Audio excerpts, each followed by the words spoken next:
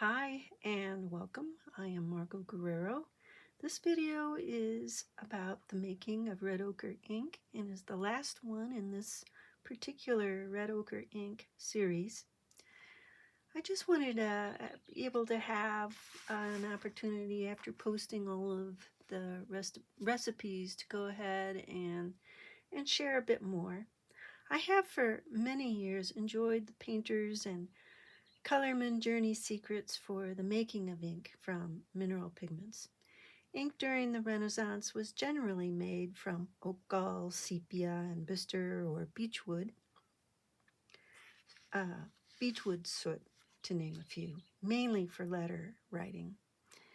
Anyway, with the introduction of shellac by the 1500s, traditional ink made with gum arabic began to become indelible, enjoying innovations in the arts applications of the period, especially with the adding in a very fine powder of various colors from the ochre family. These colors can be hand-forged or commercial. With the hand-forged, it's important to grind it as fine as possible, and then, whether it's commercial or hand-forged, place the powder in a tea or coffee filter and tie it off with a string. An extra side note about hand-forged red ochre: if it wasn't red enough, plant dye was added in indigenous cultures. Sometimes the properties of the red earth just were too mineral. There was not enough soft quality for the making of powdered and ground pigment. So you can always give yourself the option. And just be sure and follow the instructions in the other guides, previous posts. You'll find them there. And just know that I appreciate your being present for subscription. This is a lot of fun for me, and I am really looking forward to building what is really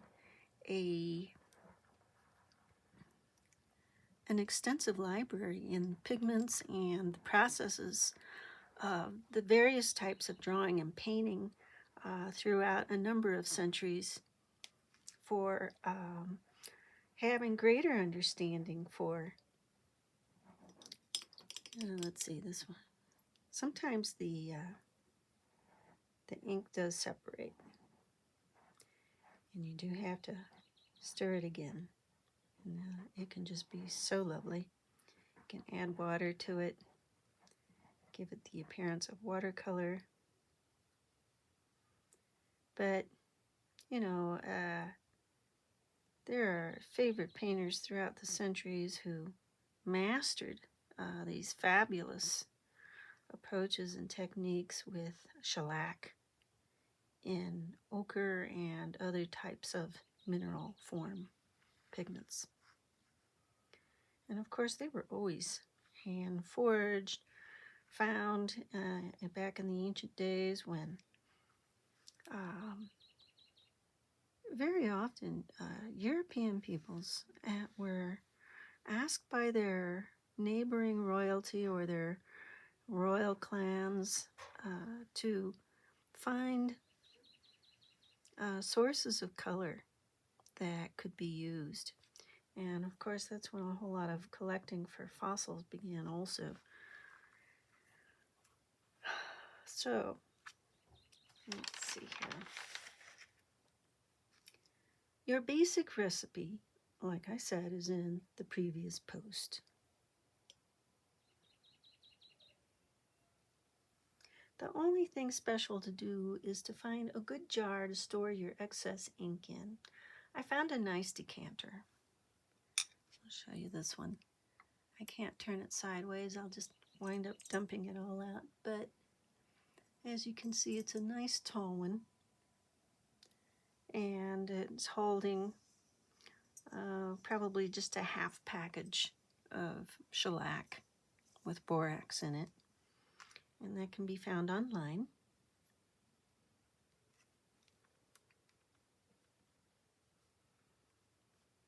So these wonderful approaches in ink really did have their time period of just, it was magic.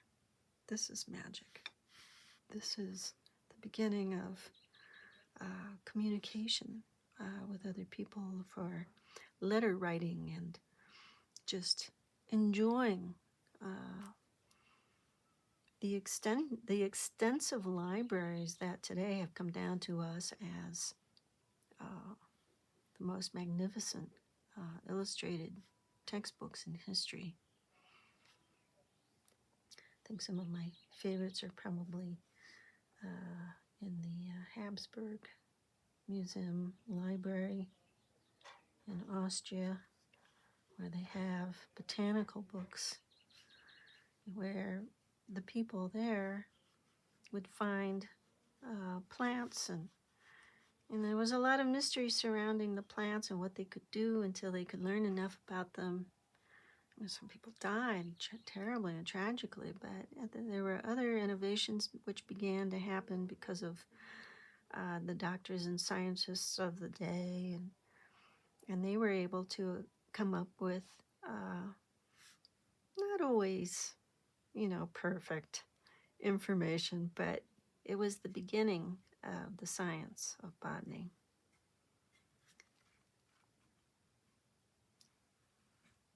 So let's see. With this decanter, I actually found this at Home Goods for $10. If the glass top gets stuck, I just use a dropper of water at the top where the line of the glass stopper is, and that will loosen it enough once it's soaked before opening. Or you can use a jar with a good fitted screw top lid. It does stick because of the shellac. It does go solid, although you can, to a certain degree, once it's dry, you can get it to reconstitute, but not always. It generally just becomes nice and hard and solid, and that's it.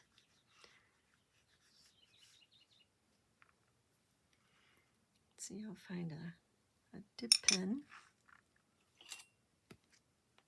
Here's one.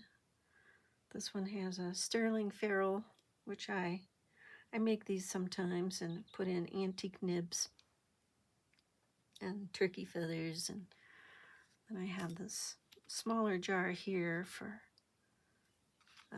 dipping with a pen or stylus. And I'm not going to really write anything. Let's see.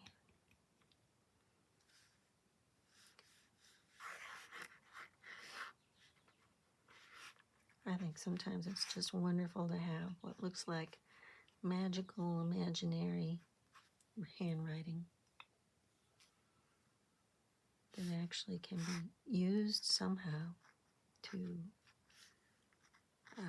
perhaps communicate a completely magical other world. And the lines can do wonderful things. Can write words on top of a loop. So the pigment can separate from the shellac. And generally what I do use is a chopstick to stir up the bottom. And I don't mind that it separates,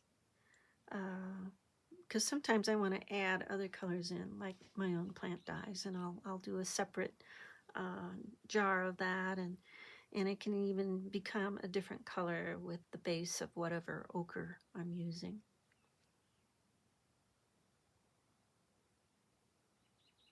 Oh, and then of course I have my carnelian and quartz beads on there. I tied on with a fine wax string, so you can find all of these things in most bead shops, and the decanters you can find most anywhere in kitchen goods. This is really a brand new one, so I just liked it because I like the shape. But I don't always make a mineral ochre ink. Mainly I'll make one and it'll last me for 10 or 20 years because I don't use it that often as a painter. But it'll have its moments of great use when it just is the right thing to do.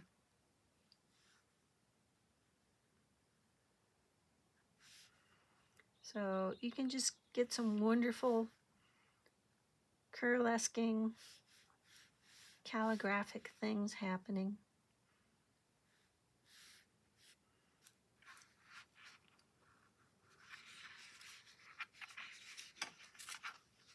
You can do a lot of design work with it. If you're into sacred geometry at all, it's a wonderful thing to have the experience of using an ink that works with watercolor or gouache, as most do like to use these days.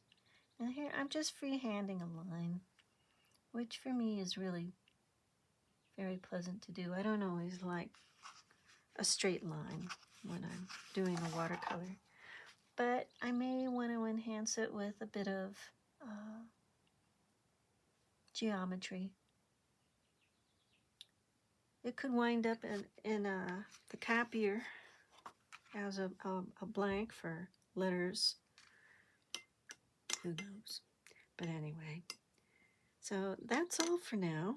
And there will be some more videos coming up soon, and I'll make more posts about what that will be on my main page on Earth Mineral Arts. And so thank you for being here, and enjoy. Thank you so much. Bye-bye.